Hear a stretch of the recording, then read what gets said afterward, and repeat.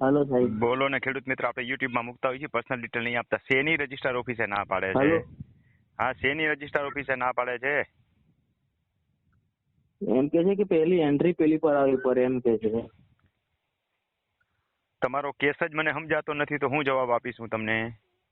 આ પિતાએ છે ને 1975 થી ખેડૂત છે, એમને એનાથી આગળ નથી એવું છે. હા, તો એમાં કઈ દસ્તાવેજ હવે થોડા થાય?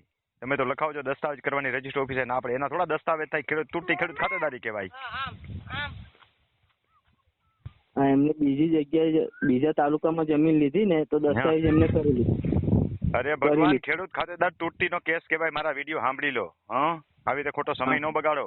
જે વસ્તુ કહેવાય ગઈ છે અનેક વખત તૂટી ખેડૂત ખાતેદારીમાં, એ વસ્તુને સમજી લેવાય ને એની ગંભીરતા તો. હા, ન થાય એવા દસ્તાવેજ અને કરાય એની ફસાઈ જશો.